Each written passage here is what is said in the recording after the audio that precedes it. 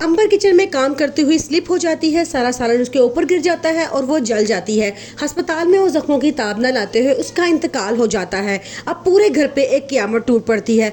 आसिफ साहब के लिए सदमा बहुत बर्दाश्त से बाहर होता है। इस मौके पे भी महानूर और उसकी मामा बहुत खुश हैं। अब महानूर की मामा फैसला करते हैं क्यों ना आसिफ के साथ शादी कर ली जाए, उनको अपनी बातों में लेके आया जाए ताकि इस घर की मालकिन बन जाए। लेकिन महानूर उन्हें डांट के चुप करवा देती है और कहती है कि मामा आप इस मौके पे किस तरह की बातें कर रही हैं।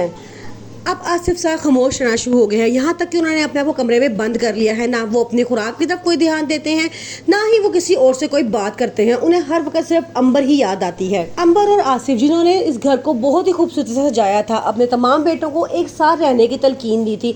अंबर मरने से पहले भी अपने हर बेटे से इस ख्वाहिश का इजहार कर चुकी थी कि मेरा दिल करता है कि मेरे तीनों बेटे एक जगह हंसी खुशी जिंदगी गुजारे।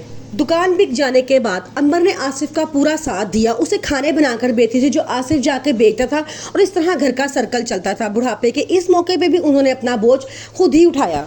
फबीहा अपनी मामा की वजह से बहुत परेशान है। इस बात का इजहार वो अपने हस्बैंड से भी करती है और कहती है कि जिसको पता हो कि उसकी मामा अब मरने वाली हैं, उस लड़की के दिल पे क्या गुजरेगी, इसलिए मैं रोज़ उनके पास जाती हूँ और उनकी खिदमत करती हूँ ताकि उनका आखिरी टाइम मैं उनके साथ गुजार सकूँ। जबकि फबीहा की मामा को जब से अपनी बीमारी का पता चला है वो और डाउन होती जा रही हैं। इस बात में सबसे नाराज़ भी हुई थी कि मुझे किसी ने सच्चाई क्यों नहीं बताई, असल बात मुझसे क्यों छुपाई गई। महानूर की मामा को इस बात का डर लाहक हो गया है कि कहीं महानूर शाहवीर की मोहब्बत में आकर यही ना बैठी रहे सारी जिंदगी। वो चाहती है कि इस घर का तमाम पैसा जेवरात लूट के वहां से भागा जाए और अब किसी और को शिकार बनाया जाए। इस बात का इजहार वो महानूर से भी करती हैं तो महानूर को बड़ा गुस्सा आता है और कहती है कि मामा तो एक जगह क्यों नहीं टिकी रहती, मैं तो समझ नहीं आता तेरी लालच की हद कब खत्म होगी। शाहवीर जो महानूर से बहुत प्यार करता है, एक तरफ वो ईमान को भी नहीं छोड़ना चाहता, जबकि दूसरी तरफ वो ये भी नहीं चाहता कि महानूर उसे छोड़कर जाए।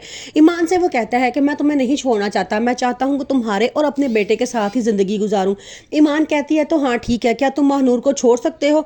तो वो कहता है कि मैं उसको भी नहीं छोड़ सकता, वो मेरी पसंद है।